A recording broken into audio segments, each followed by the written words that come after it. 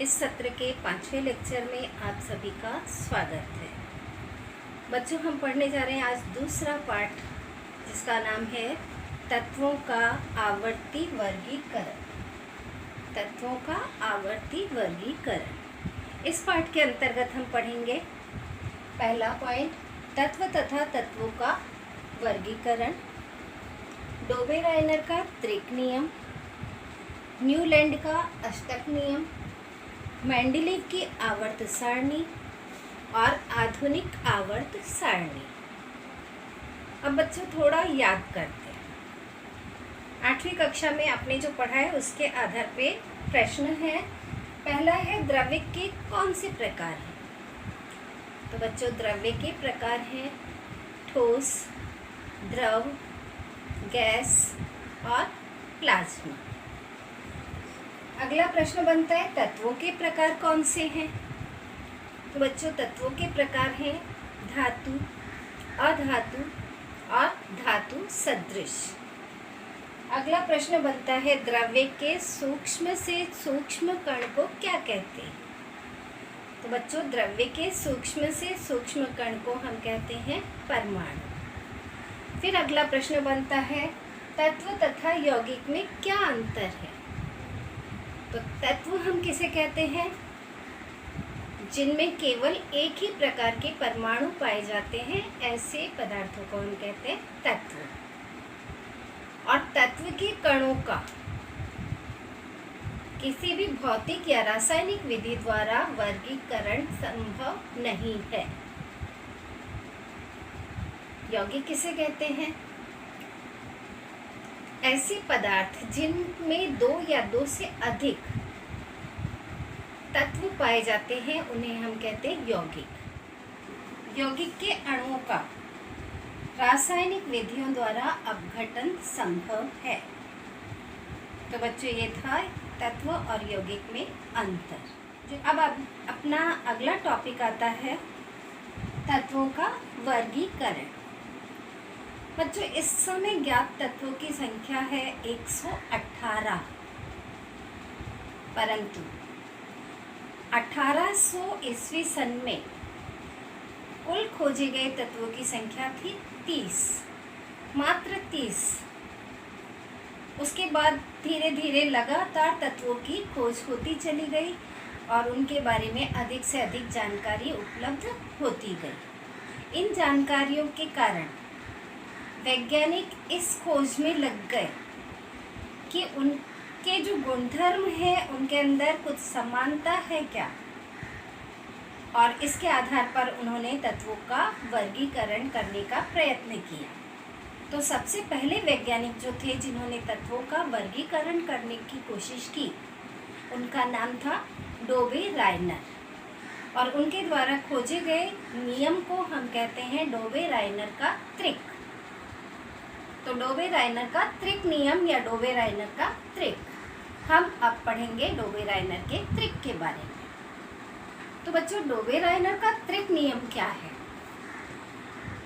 Dobereiner ने अपना त्रिक नियम तत्वों के परमाणु द्रव्यमान के आधार पर बनाया। उन्होंने देखा कि तत्वों के गुणधर्म और परमाणु द्रव्यमान के मध्य संबंध है। इस आधार पर उन्होंने क्या किया, 3 तत्वों के समूह बनाए जिनके गुणधर्म एक समान थे और उन तत्वों को नाम दिया उन्होंने त्रिक।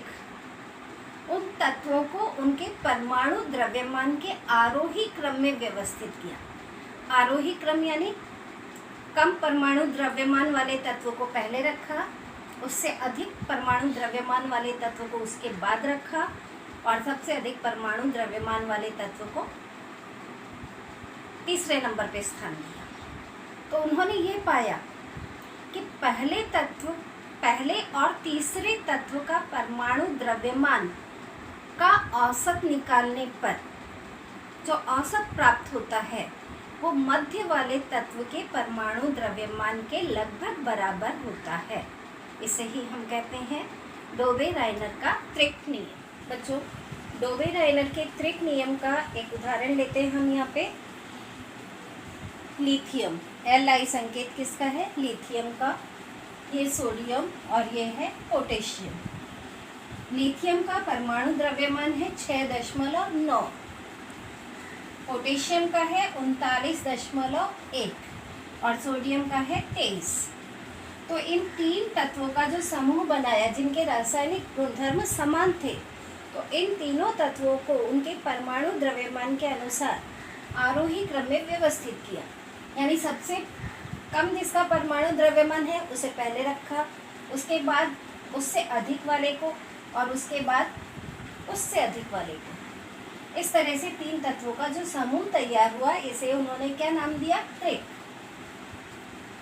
अब डोबे-रायनर के त्रिक नियम के अनुसार मध्य तत्व का परमाणु द्रव्यमान अन्य दोनों तत्वों के परमाणु द्रव्यमानों के औसत के लगभग बराबर होता है। तो पहला और ये तीसरा तत्व, इन दोनों का औसत निकालेंगे। तो औसत निकालने के लिए इन दोनों के परमाणु द्रव्यमान को जोड़ करके 2 से भाग दिया। जोड़ा तो हमारे पास क्या प्राप्त हुआ? 46/2 बराबर 23। अब ये जो हमारे पास औसत प्राप्त हुआ, ये किसके बराबर है? मध्य वाले तत्व के बराबर है। यानी डोबे-रायनर का त्रिक नियम यहाँ पे सही है। अब अगला उदाहरण लेते हैं। इस उदाहरण में ये तत्व है कैल्शियम, Ca। कैल्शियम का संकेत है Sr, स्ट्रोंशियम का संकेत है, और Ba, बेरियम का संकेत है। इन तीनों तत्वों के गुणधर्म समान हैं, इसलिए इन तीनों तत्वों का एक समूह तैयार हुआ, जिसे नाम क्या दिया गया? त्रिक। अब इनको परमाणु द्रव्यमान के आरोही क्रम में रखा। कैल्शियम का सबसे कम, इसलिए उसे सबसे पहले रखा। स्ट्रोंशियम का उससे अधिक है, इसलिए उसके बाद उसे स्थान दिया। और बेरियम का सबसे अधिक है, इसलिए सबसे अंत में उसको स्थान दिया गया।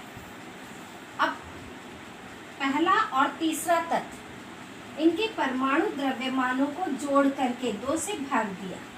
पहले तत्व का परमाणु द्रव्यमान कितना है? 40.1। तीसरे तत्व का 137.3/2। जब इनको जोड़ा तो हमारे पास क्या प्राप्त हुआ बच्चों? 177.4/2।